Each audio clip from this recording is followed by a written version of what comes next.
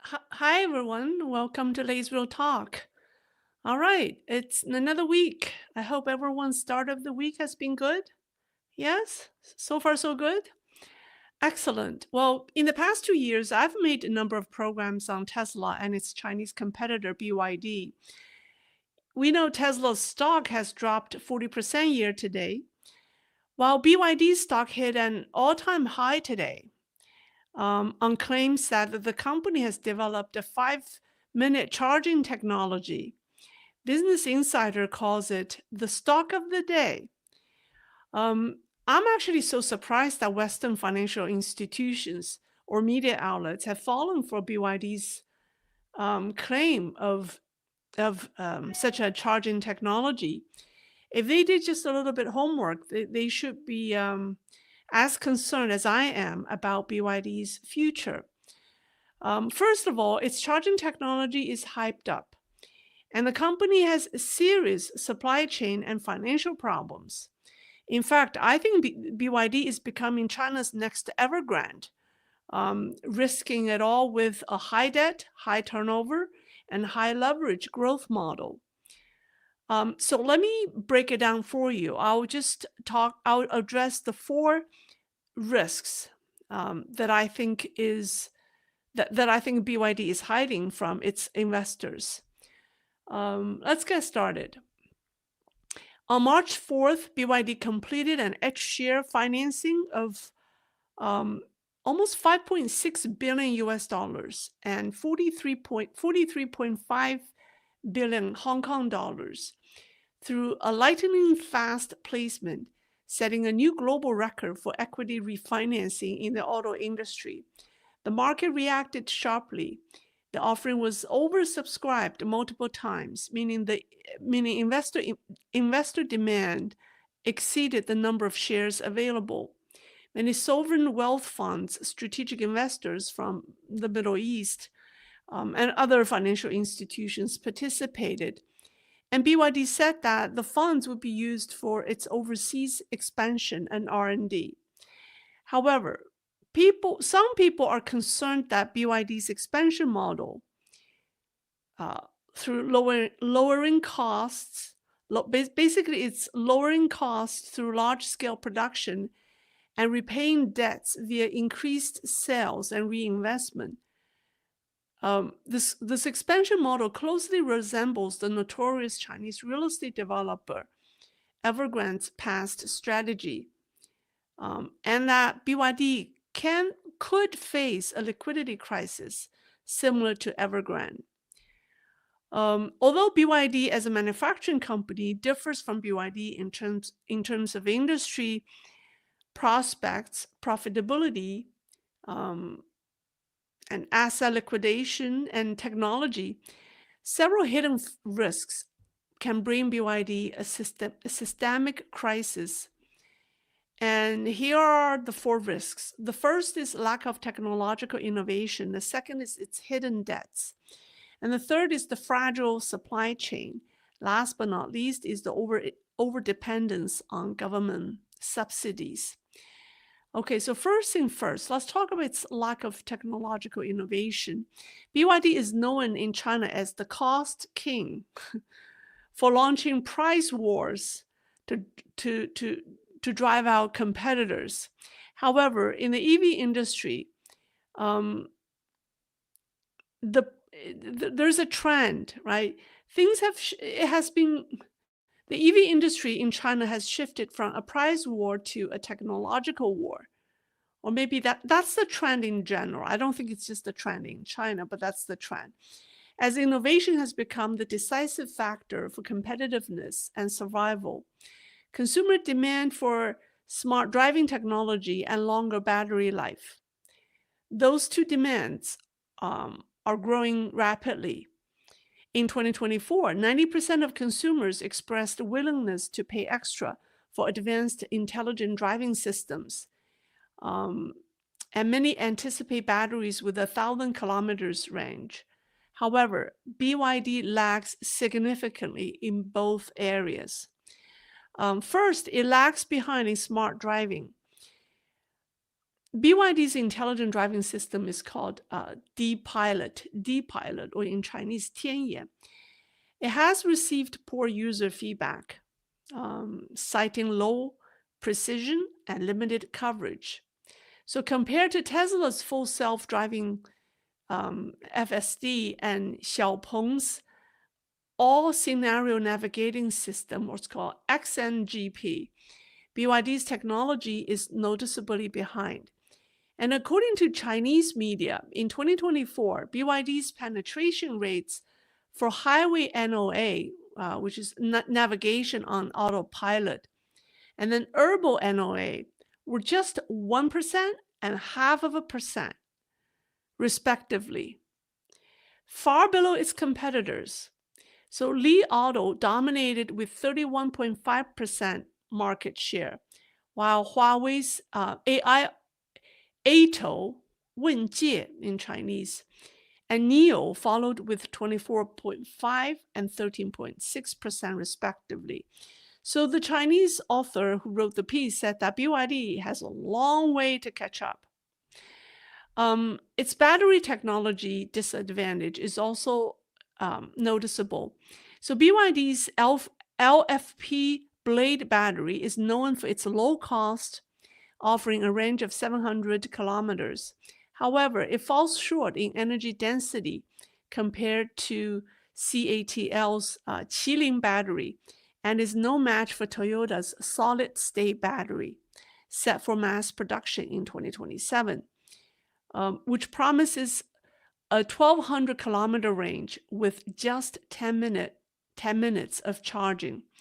Tesla is also pushing ahead with dry electrode technology based on its 4680 battery, accelerating the pace of innovation. Despite BYD's investing 20 billion yuan, which is about $2.8 billion in R&D in the first half of 2024, no groundbreaking breakthroughs have emerged. But you might say, wait, didn't we just hear that BYD introduced its megawatt flash charging technology like yesterday? Capable of achieving maximum charging voltage of 1,000 volt, maximum charging current of 1,000 amperes, maximum charging power of 1 million watts, and the highest charging rate of 10 C, with peak charging speed of 2 kilometers of range per second. Well, what does this mean? Western media explained it like this. This is from either the Financial Times or Business Insider. So it says BYD's groundbreaking charging system is capable of delivering up to 400 kilometers, which is approximately 248 miles of driving range with just a 5-minute charge.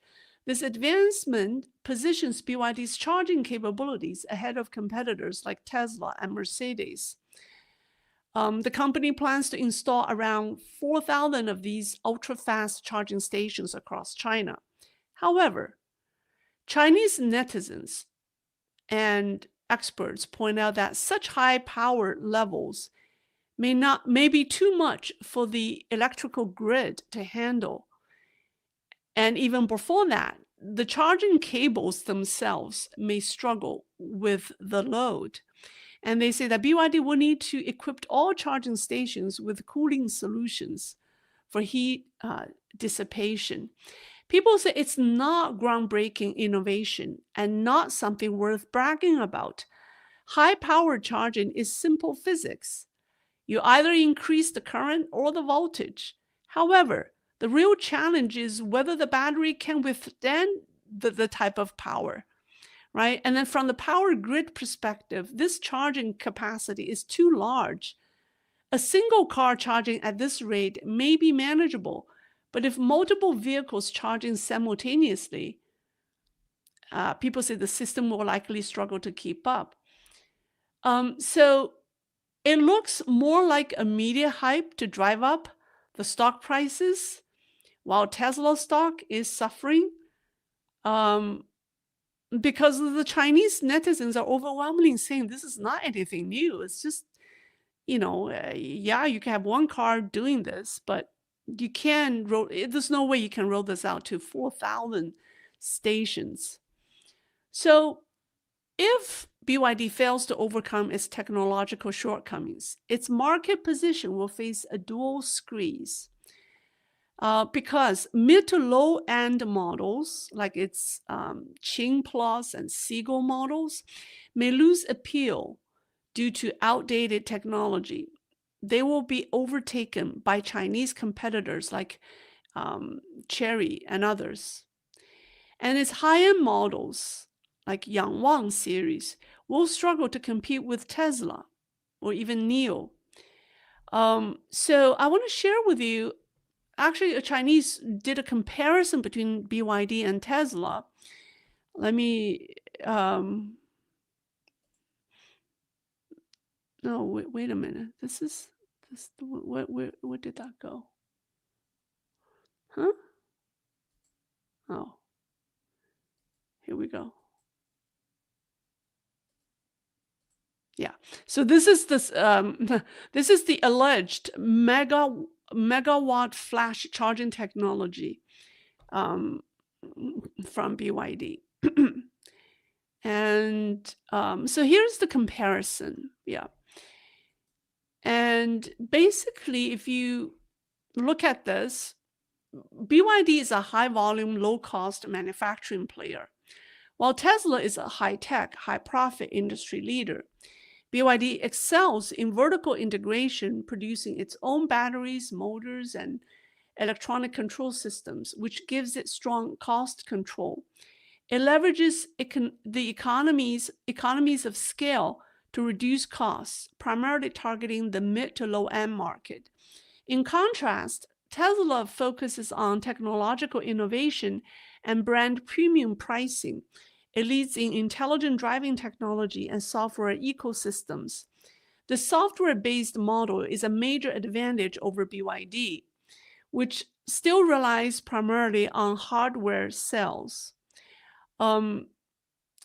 This advantage allows Tesla to target the high-end market in China, aiming for high profit margins. For example, in 2023, its net profit per vehicle was approximately $8,200, significantly higher than BYD's $1,400 profit margin. With China's fast declining population and shrinking consumer market, BYD's lack of technological innovation not only threatens its position as the global sales leader, but also risks branding it as a low-end automaker, which could hinder its global expansion strategy. Okay, so now let me talk about its financial problems. Namely its hidden debt or debts. And this poses another potential or another ticking time bomb for the company. BYD's financial health is, in my opinion, a bigger concern than its lack of technological brilliance. Let me come back. Yeah.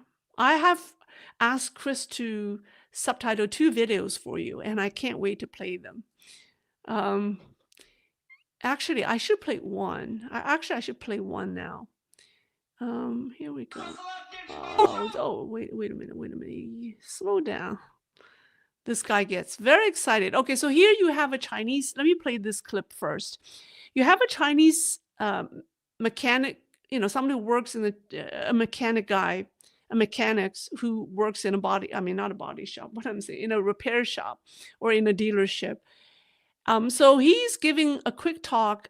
He's quickly comparing Tesla and BYD from his perspective. It's only a minute long, maybe a minute 20 seconds, but he talked very fast. Okay, here we go. Let me play. Let me start from the very beginning. 特斯拉电池包就是比比亚迪好，还是比亚迪汉的导频电池比特斯拉强？特斯拉 Model S 电池包上盖是铁的，导频电池包上盖是塑料的，肯定比铁的便宜。比亚迪你可真会省。Model S 有16个电池组，每个电池模组里面有444节这种1860电池，整电池包有7000多节电池，比亚迪的刀片电池有一个电池组，里边只有117节刀片电池，就好比养猪一样，特斯拉电池包里边该养7000多头猪，比亚迪的电池包里边只能养100多头，你说哪个强？特斯拉如果有一个电池坏了，每个模组都可以单独拆掉更换，换一个模组才2-3千。刀片电池包是100多节电池焊接成一个整体，根本拆不开。要是有一个电池坏了，只能换整电池包，得花10来万。特斯拉是用这种冷却水管插到电池两侧，给电池均匀散热。刀片电池用的是冷却水排，用胶粘到电池表面，电池上面散热好，下边散热差。电池有温差，所以就容易衰减。Model S 用了3D 电池，有85度电。比亚迪的刀片电池是磷酸铁电池，只有75度电，所以特斯拉跑得更远。特斯拉和比亚迪汉，哪个你更喜欢 Okay, so well, he gave his expert opinion, and he has summarized it pretty well. Let me talk about BYD's financial problems. So on January 10th, Hong Kong-based short-selling firm GMT Research released a report questioning BYD's off-balance sheet liabilities, aka hidden debts.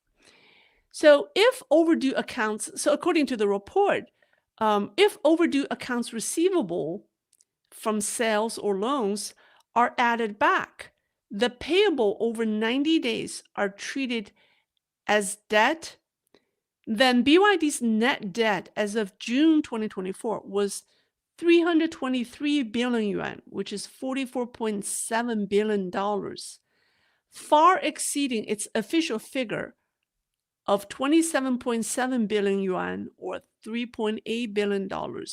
Basically, it exceeds the official number by 10 times. The report also highlighted a surge in other payables, which grew 4 times from 41.3 billion yuan in late 2021 to 165 billion yuan by the end of 2023. Analysts suspect this includes supply chain financing liabilities and raising concerns about hidden debt risks. BYD, of course, denied them, stating that all financial operations comply with Chinese accounting standards and that extended payment cycles are common in the Chinese manufacturing sector. I don't know how you feel, but every Chinese know their country's accounting standard is a joke. I don't know why Western experts and media would believe that there is such a thing as the Chinese accounting standard. But anyways, BYD's over-reliance on delayed payments to suppliers creates liquidity risks. If suppliers lose patience due to long payment cycles, or if economic downturns trigger repayment demands, BYD could face a supply chain crisis similar to Evergrande's cash flow collapse. So here's a case study. There's a BYD, I'll show you the company later, but BYD uses what it's called 抵链, right? BYD, you have a D in it, so it's 抵链, which means electronic debt certificates to delay payments to suppliers. And one example is a company called Huazhuang Technology in Guangdong. Let me add this to the stage. Good, where is that? Oh, here's it. Huazhuang Keji. Yeah, this is not a small company. This is a company that makes electronics. And it's a 2000 company. And they supply automotive electronics to BYD. Its financial exposure to BYD has grown rapidly. So the company's the revenue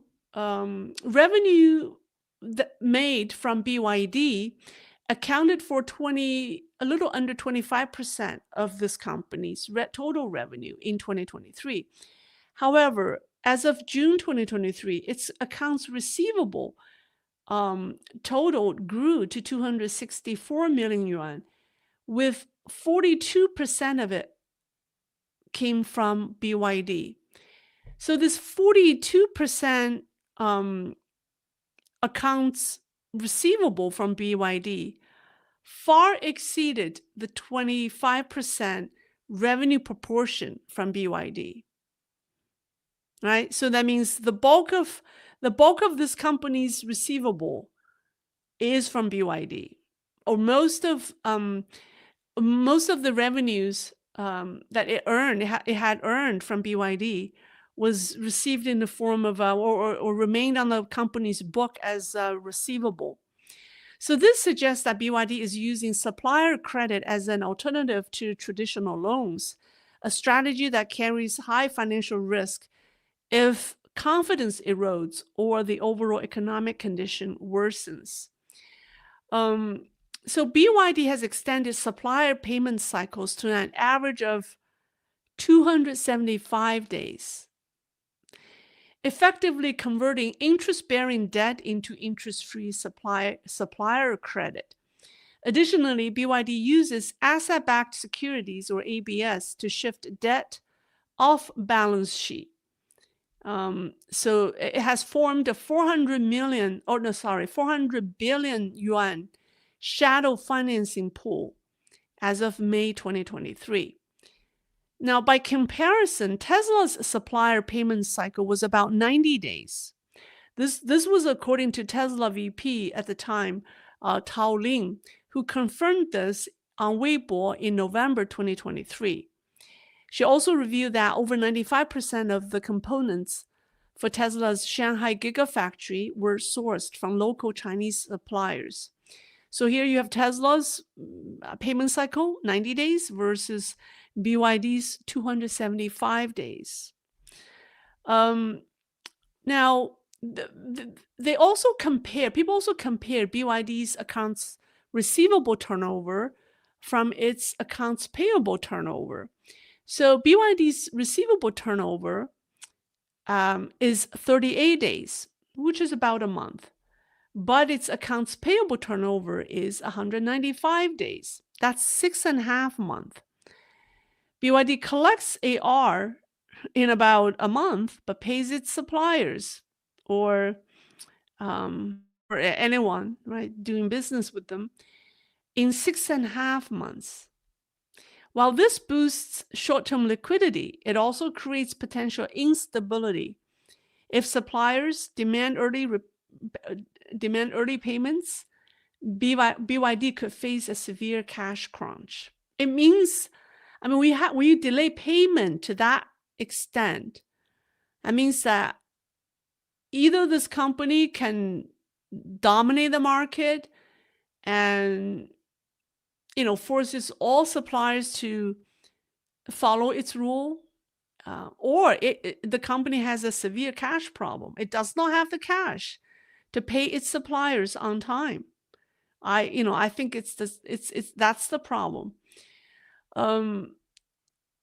There's a Chinese financial analyst who warns that 90% of BYD's debt is interest-free because it's supported by supplier payments and consumer pre-orders. Now, this consumer pre-orders is very similar to the real estate prepayment, where people start paying mortgage, right, before getting their homes. So this is what has been going on with this. This is the reason how BYD has hidden its real debts, or hidden the scale of its debt problems. And the crisis runs deeper. That brings us to the topic of the fragility of BYD's supply chain. A single EV consists of tens of thousands of components sourced from thousands of suppliers. BYD's supply chain network spans over 8,000 companies. The complexity of automotive industry makes a healthy supply chain ecosystem crucial, and foreign automakers prioritize supply chain stability and maintain healthy supplier profit margins to do that. So, for example, Toyota fosters long-term relationships with suppliers rather than frequently switching to new partners. And when faced with market volatility or supply risks, Toyota shares risks with suppliers to maintain ecosystem stability. However, in the Chinese, BYD's ecosystems, things are different because the mainland Chinese have certain mentalities that are that are different from the rest of the world, shall we say. So in the past 2 years, Chinese automakers have further tightened supplier payment policies. Previously, payments for parts were settled when suppliers, oh, sorry, payments for parts were settled with suppliers upon receiving them in the warehouse. So when you're BYD, when you receive the parts from your suppliers um, in your warehouse, that's when you settle the payments with the suppliers.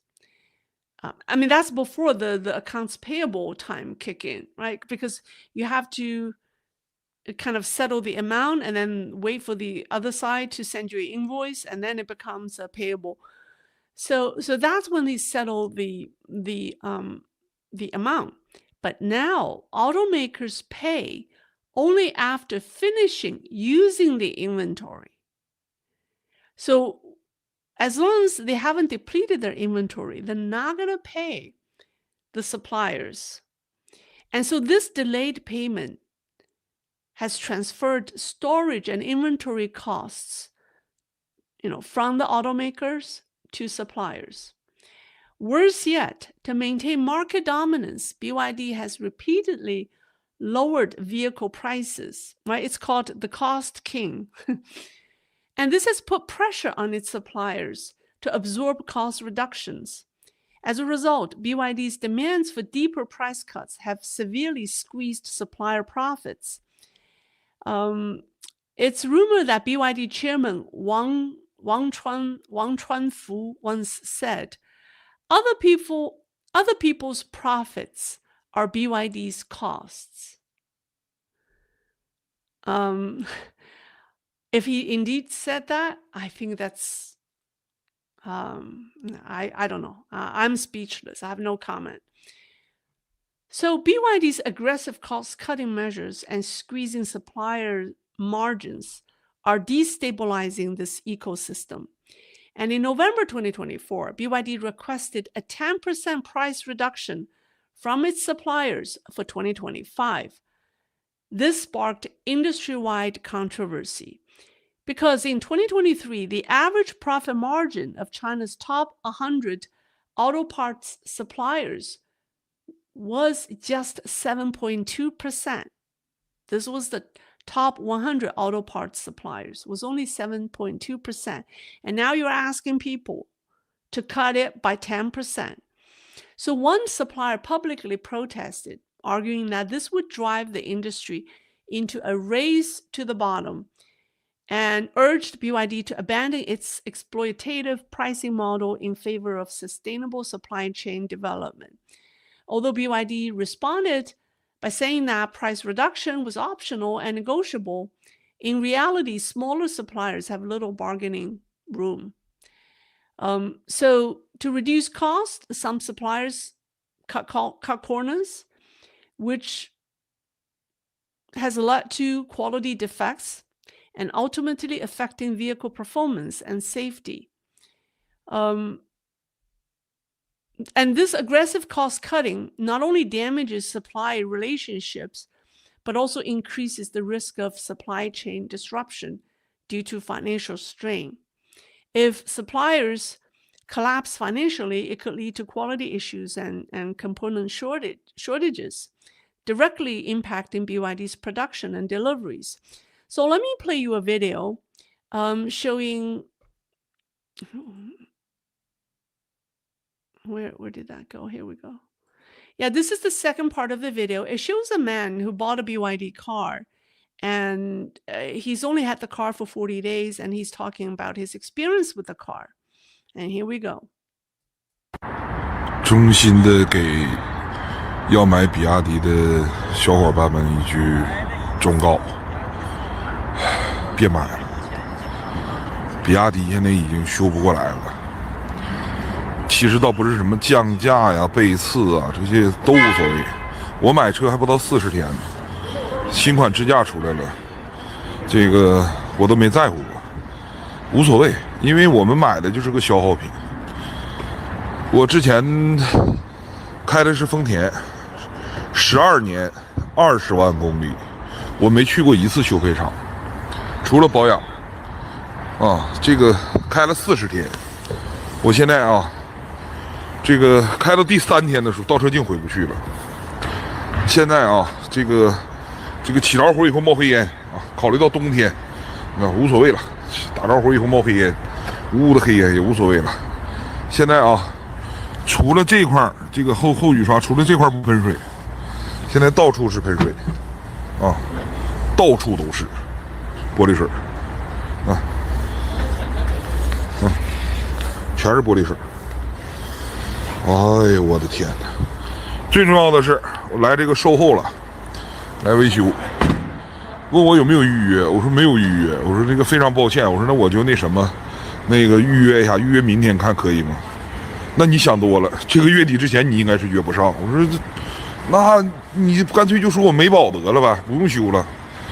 然后呢，这个看我态度比较强硬，给了我个号，但是告诉我呢，你得排在他们后面。看到没有？这是今天在这排号的车我现在前面大概还有20多辆到30辆，然后这里边全是这个并不是他们不工作看老鼻子车了，全都是各种问题。哇，比亚迪你现在是修不好了，我看全是修车的，都是在排号。Okay. All right. I want to show you a picture. This was a picture. Let me. Does this show up or what happened?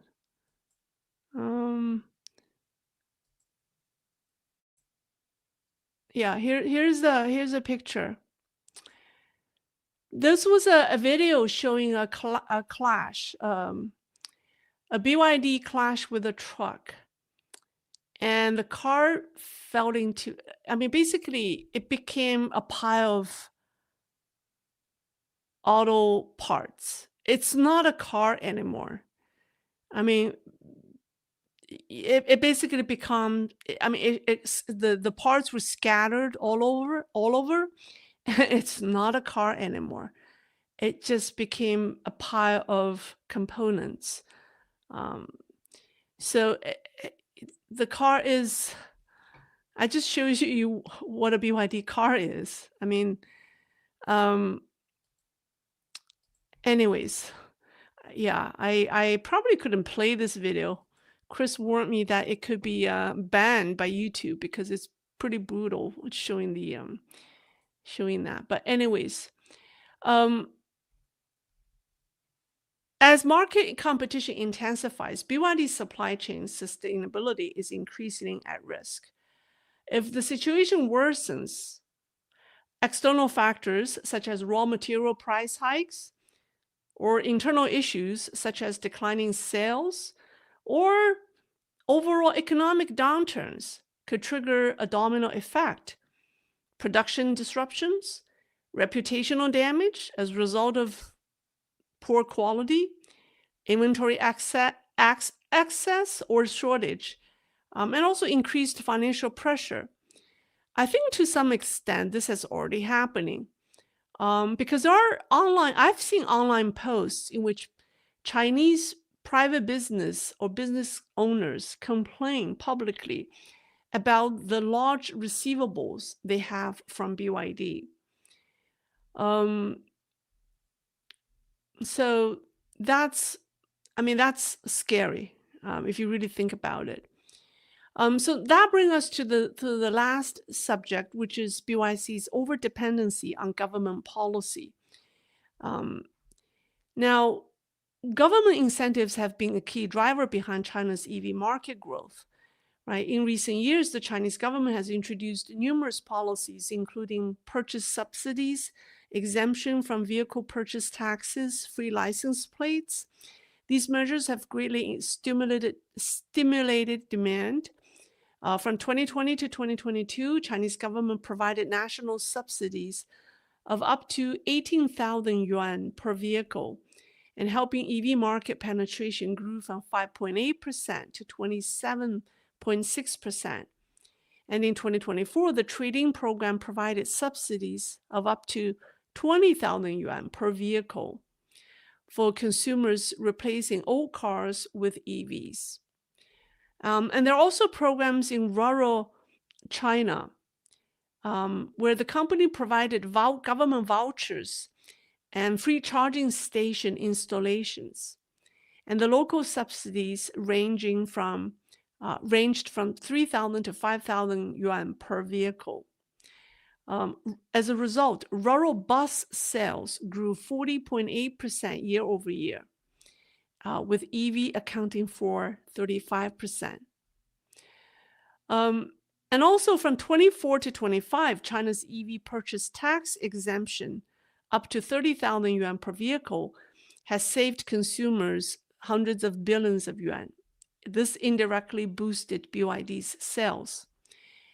At the start of 2024, the Ministry of Finance issued new government procurement rules requiring at least 30% of annual fleet purchases to be EVs. So, as China's top EV brand, BYD benefited tremendously from the above programs. Its success is deeply tied to government support. And in 2024, BYD's EV deliveries reached 4.2 million units. It's a 41% increase from 2023. However, most of it, the bulk of it, 90% of it is domestic sales.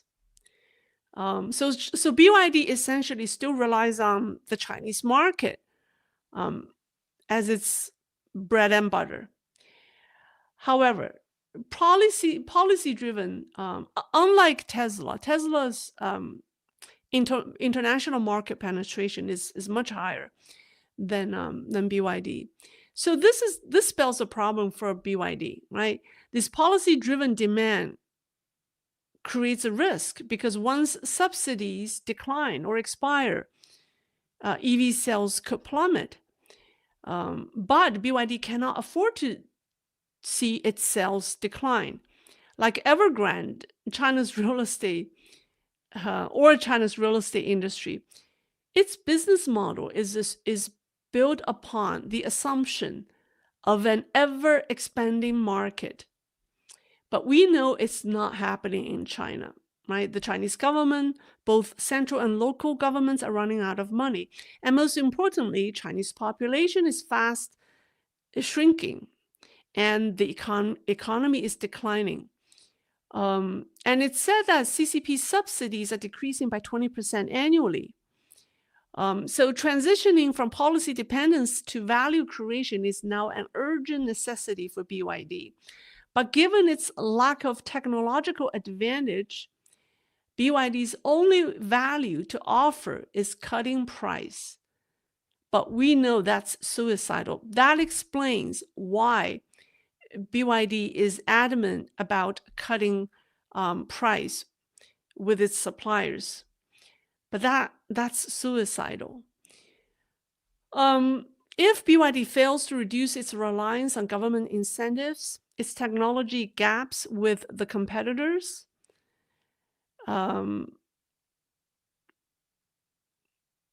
if it doesn't address its technological gaps with the competitors, if it doesn't address the hidden debt crisis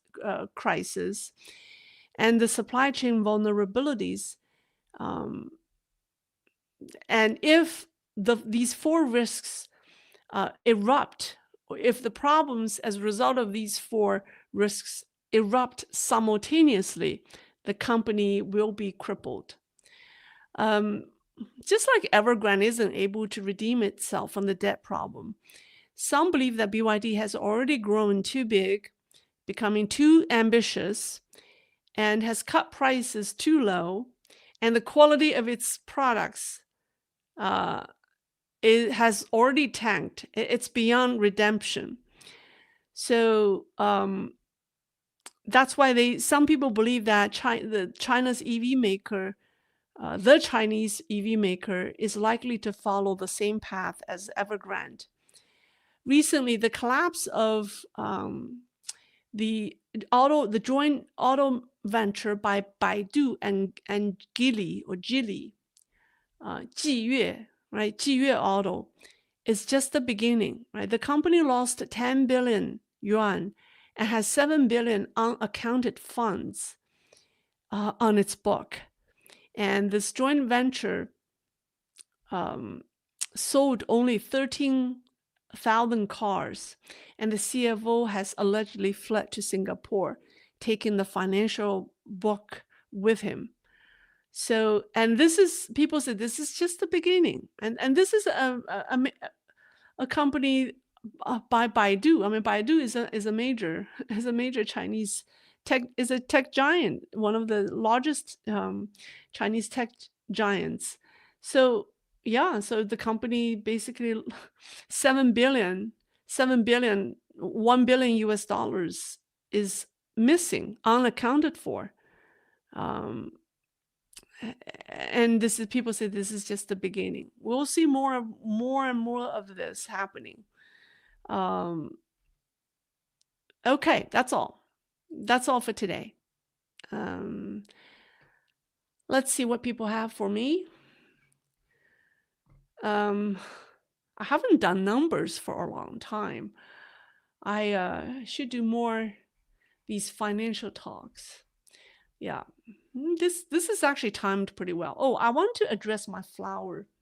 I want to give an honorable mention of my flower because roses are beautiful, but they're very fragile. They don't last more than a week. Based on my experience with roses, they don't last a week. Sometimes they only last a few days. However, this pink rose has lasted 2 weeks. It's so resilient. So I have to bring her on to my program because I have not seen anything like it. So here it is. All right, say hi to my pink rose. All right. That's a side note. All right, let's see.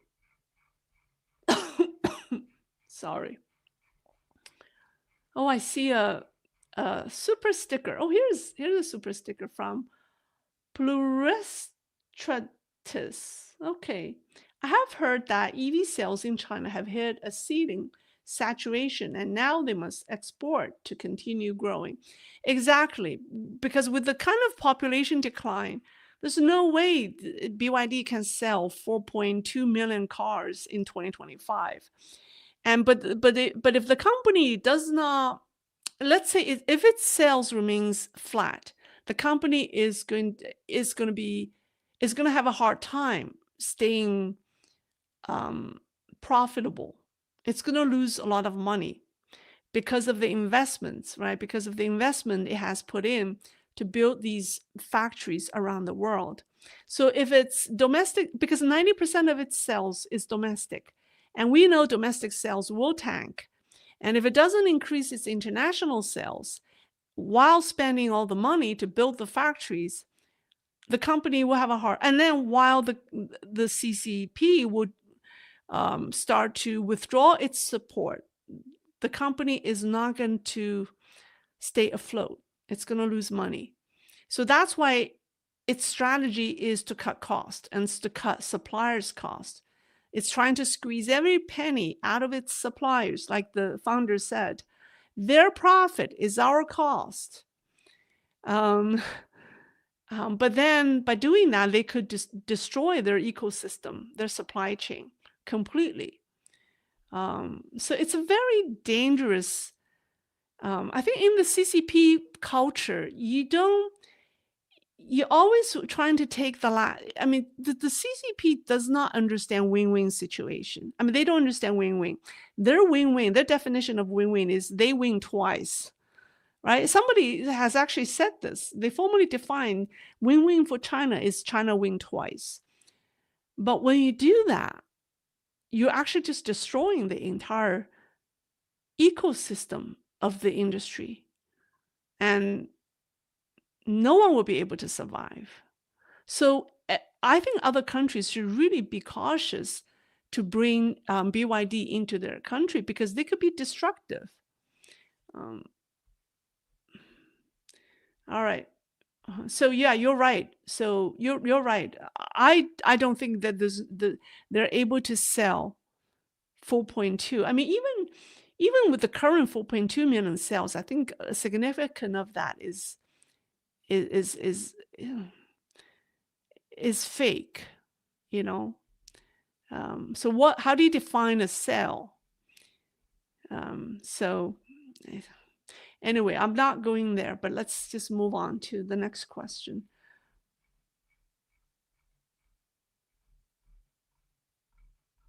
They have okay. Well, how they did this is they sold many of the new cars as used cars, and to boost sales.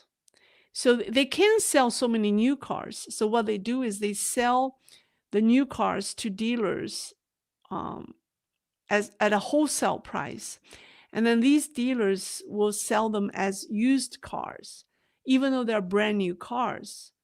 That's another way to cut the price, cut the, from their perspective, it's better to get something from the cars than nothing. If they can't sell everything new, but they will sell it as secondhand. But the accounting, you may see the car being sold twice because the first time it's sold to the dealership, and then the dealership will sell it as a used car. So they play with this kind of accounting tricks to show that sales is high. But I don't know. I wish some of the Chinese people can, put their intelligence on something else. I mean, it's pathetic that this is where they apply their intelligence to.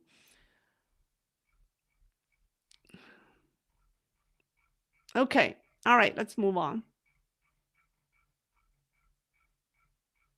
Oh, here's another YouTube channel. Thank you, Grace Show. Well, thank you, another YouTube channel.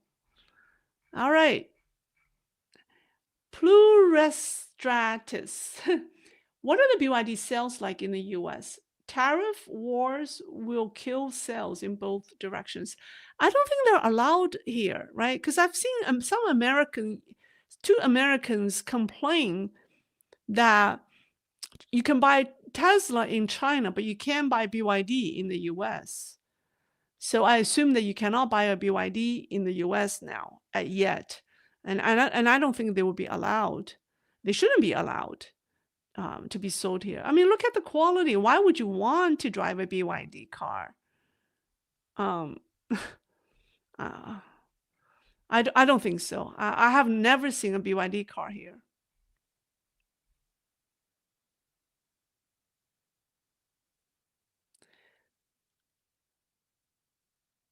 Nick Fury, German intel under Angela Merkel secretly launched the COVID investigation and came to 80 to 90% confidence that it is a lab leak from China. Yeah, I believe so. I believe so. Because they sell, these animals that are being used in experiments in these labs are resold into the market. Because the lack of standards and procedures across China is a serious problem. So they resold these animals back into the market, and you can imagine the consequences. Here's a question from Norbert Klotz. Low-cost EVs is not the future. It will be reliable and durable cars, not low cost. But that's the direction BYD is going. And that's it's low cost, but it's poor quality.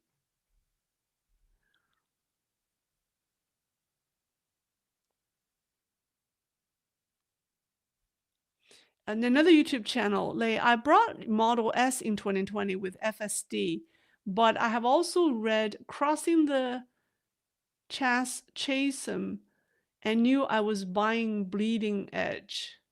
Did you try driving with FSD? I dare not. I bet they include those enormous EV graveyards in their sales numbers from Brisbane, Australia. Well, yeah, these videos, I'm still seeing these videos. I saw this one guy showing a small scale EV graveyard with BYD cars, with rows and rows of BYD cars. And those are legitimate cars. They're not the fake cars made just to get the subsidies. They're not really drivable cars, but these are real EVs made to be driven. And they filled this empty park. And so this guy shooting the video asking the question, why are we seeing all these cars, unsold brand new EVs sitting here while people have to wait months to get their BYD EVs? So he asked, what's going on here? It doesn't look real. If we have all these brand new cars sitting here for months because they have dusts, why are people have a wait list to get the new cars? That's a good question. I think the waiting list could be a marketing gimmick.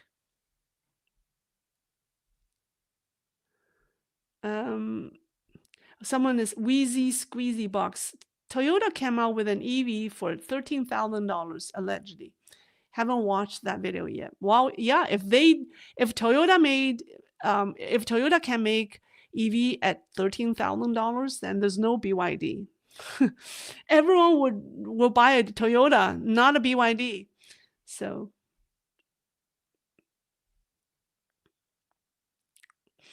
seek the truth. It appears that China is attempting to do something to prevent the Hutchinson's port sales to BlackRock.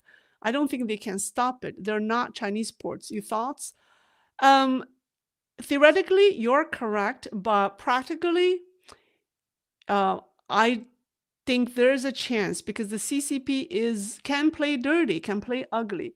If you look at the kind of publicity there, if you look at the kind of publicity war they are launching against Li Jiacheng, right, and his family and his company, Hutchinson, then CCP's determination to break that deal. And then the deal hasn't been signed.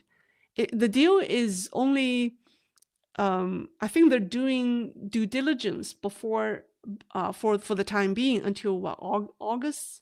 Not August, April the 2nd. I think they have until April the 2nd to do more discovery or due diligence. So they haven't really, the deal is not a done deal. So I think the CCP is doing everything it can to stop that deal from happening. So now the question is, can Hutchinson and its board and owners will be able to withstand the pressure from the CCP? So that just shows you, I think the reason why CCP wants to stop that deal from happening is they don't want to set a precedence where privately owned companies can make their own decisions without consulting Beijing before selling their strategically important assets to their foreign counterparts. So because Hutchinson isn't the only company, there are other companies, there are other Chinese companies holding similarly important strategically important assets. So the CCP doesn't want this to become a floodgate that it can't stop. So that's why it's picking on them, trying to 杀一儆百, right? To scare, to warn, to have a stern warning to everyone else. All right, here's a question from Joseph Tam. There are talks, analysis lately on the real Chinese population at 310 and 350 million. That's why business are going bankrupt. Yeah, people have asked me about that, and I have been following people's numbers. My approach is conservative because I have to stand by my numbers. I do not want to make sensational claims. It's easy to make sensational claims as a YouTuber because you can get a lot of views, but I don't like to do that. So I'm fully aware of the numbers that people are throwing through. Um, I mean, it's all possible. When I say China's population is no more than 900 million, I'm not saying China's population is at 800 million. All I'm saying is it has a zero chance of being more than 900 million.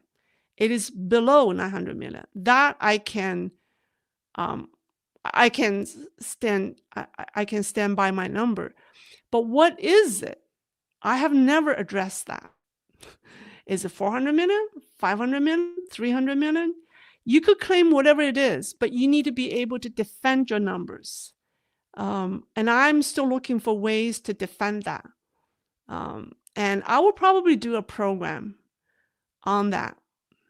So 300 and 500 million is possible, but it's just how do you prove that, right? How do you prove that? So Texas Panda, I agree with you 100% about the BYD. From Norbert, Tesla will lose a lot of market share in Europe because of Elon Musk. That creates an opening for many good cars in Europe. BYD will not be able to take advantage of that. Yeah. I think it will be temporary. I think in today's world, if you have a good product out there and it's affordable and people want it, it's hard to imagine you can stop people from buying a good product just because it's not politically correct or not politically favorable. I think in the end, consumers are still picking a product based on its value, right? And based on its, yeah, what the product can do. So as long as Tesla makes good cars, I think they will have a market share. I wouldn't worry about I think that's only temporary. Someone said, Lei said about 800 million. I yeah, like I said, China's population is no more than 900 million, but it could be any number below that. Okay, all right. Have I reached the bottom? Oh, here's one. Here's one.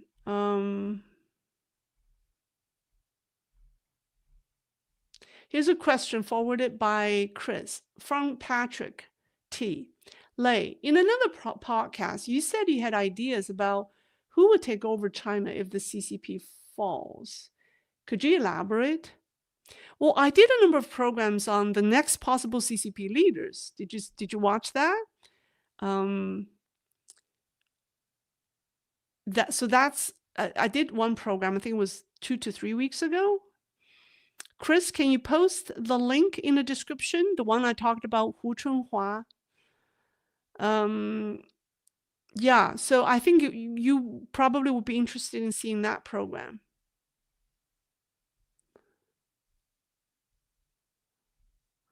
All right, let's see. Here's a question. Netflix foreign. When I say conservative, I should have said liberal. They tend to be willing to spend more for good safety. Hence, US and EU would not buy BYD. US and EU will not buy I think BYD just there's a lot of security risk, right? I mean, it tracks its cameras track the road, the topology of our streets, and everyone's driving habits or even our itineraries. So it's highly risky. I don't think they're going to allow BYD. I don't think BYD should be allowed in the US. But BYD is already in Europe. Buses are in Europe, right? Am I right? Anyone from Europe?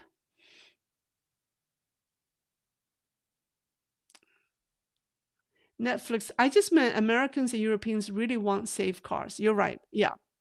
Please do not buy BYD even if you can. When I watch so many scary videos uploaded from the Chinese about their experience with BYD, I get scared. Although I think the BYDs they sell overseas could maybe different. They're not made in China, but still I get scared.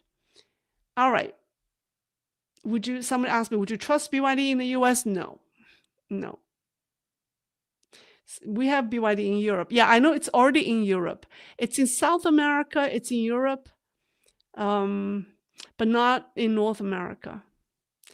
All right. That's all for tonight. I thank you for joining me. I hope you appreciate my flower. And I'll see you in 2 days. Okay. Enjoy the rest of your night or day. Bye-bye.